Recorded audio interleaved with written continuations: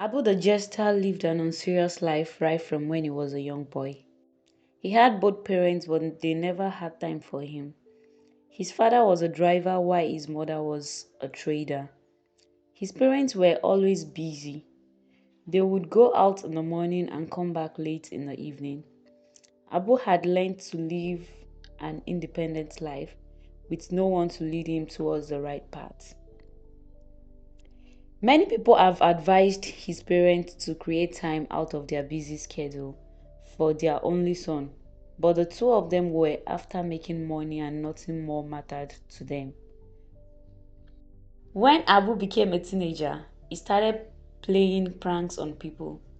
As the saying goes, an idle hand is the devil's workshop.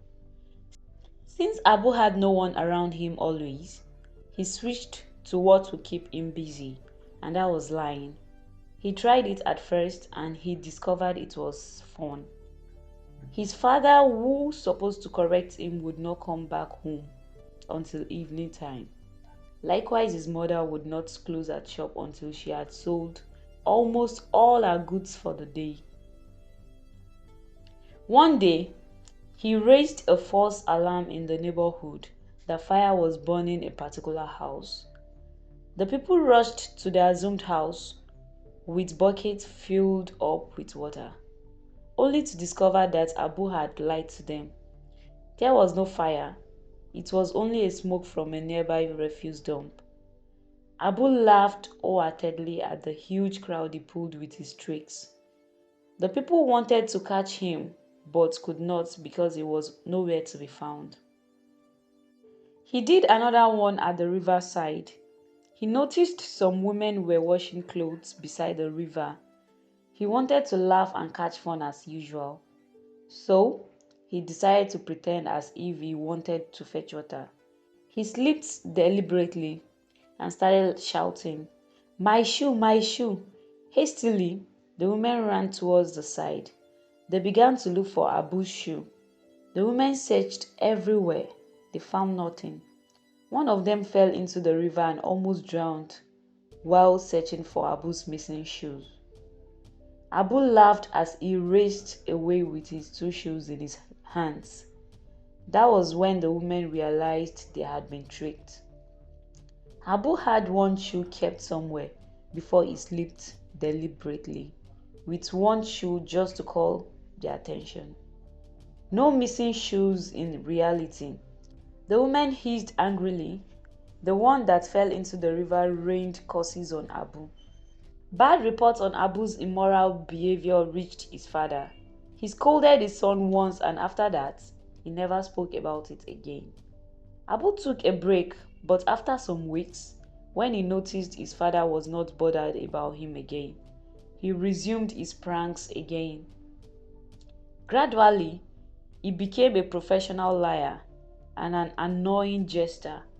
One day, he threw a snake-like rope in the midst of little children who were playing with sand. They all shouted, "Snake, snake! Run for your life, snake!" The children cried while some ran away in fright. Abu was extremely excited. He laughed to the extent that water was coming out of his eyes. The girl that the snake-like rope landed on her feet fainted on the spot. It took a lot of minutes before she was revived. The girl's parents reported Abu to the king. Abu was commanded to come to the palace that evening. The king sent everyone out so as to have a private discussion with Abu. When Abu got there, he played pranks on the king himself. The king warned him never to trick anyone again. The king further told him that if he does not stop, he would be arrested and locked up in the prison forever. Abu was not moved. Rather, he thought of what he could do to punish the king.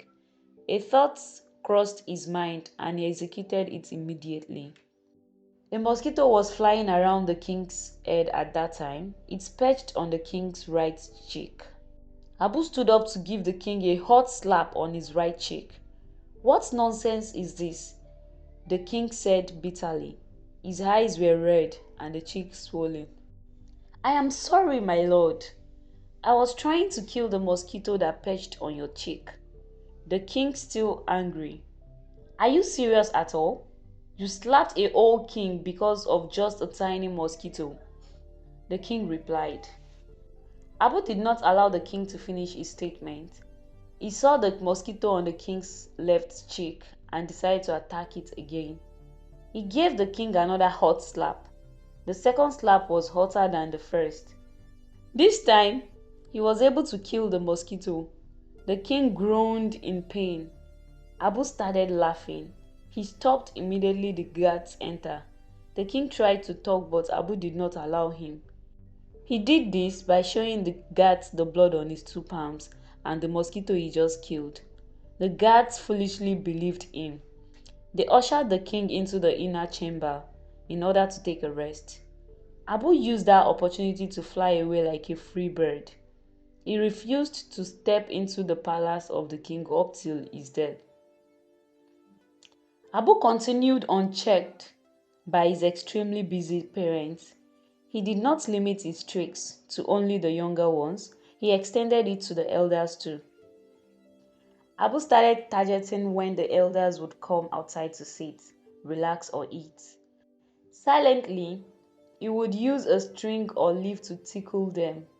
Most of them would wake up while others would think otherwise. One day, Abu tried it on one of the elders in the village. His name was MALLAM. He was an old man of about 70 years old.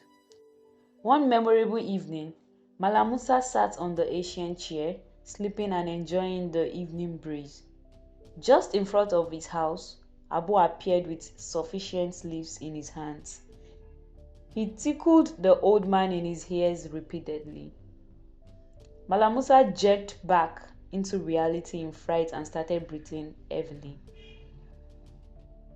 He stood up suddenly, slumped on the ground, and he never woke up again. Realizing the evil he had done, Abu raced away hastily without looking back into the bush. Unknown to him, there was a sharp branch of tree that most people avoid in order not to be wounded. While running away, Abu looked back to ascertain there was no one following him. He did not know he was close to the sharp branch. By the time he realized, it was too late to revert. The sharp branch had already pierced his chest. Blood gushed out of his body like a tap of running water. Abu called for help with the little strength left in him. Fortunately for him, two women were coming back from the stream. They heard his voice and decided to trace where the cry for help came from. Immediately they sighted Abu from afar. The two women frowned their faces and turned back. This unserious boy wants to trick us again. Not this time. One of the women said, "The other time he tricked us, I almost got drowned. Let us go, he is a jester." The last chance he got was a farmer who was working in a nearby farm. The farmer wanted to get some herbs when he saw something strange. It was Abu. The fact that it was Abu he saw, he didn't bother to move closer to see his condition. He faced what he came to do around that area and walked away. Abu recognized the farmer and knew he had tricked him in the past. He wanted to call the farmer to plead for forgiveness, but he could not. He had lost a lot of blood, no more strength to talk again. His eyes were pale and he could feel the taste of blood in his mouth. The farmer wished to go back to help the jester who had once brought tears to his face, but he did not want to be tricked again. What if it was a trap?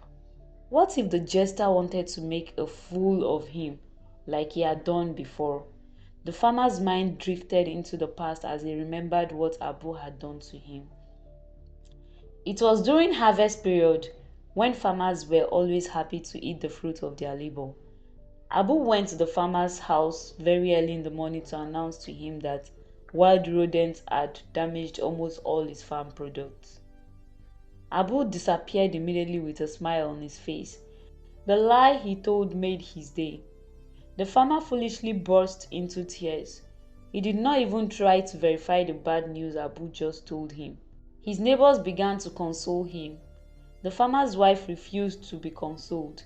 She picked up a hoe and cutlass and went straight to her husband's farm. As soon as she got there, she went to the ridges made by her husband. She dug up one and could hardly believe what she saw. The tuber of yam was very big and fresh. She dug up more ridges, only to discover that her husband had been tricked. The farmer learned his lesson that they never to trust whatever anyone says until it had been verified. When Abu's mother came back from the shop that day, Abu got stuck in the bush. She was surprised not to see her son. By the time it was late in the night, she could not take it anymore. She cried out to her neighbors that her son was missing. No one answered her, lest mother and son wanted to trick them.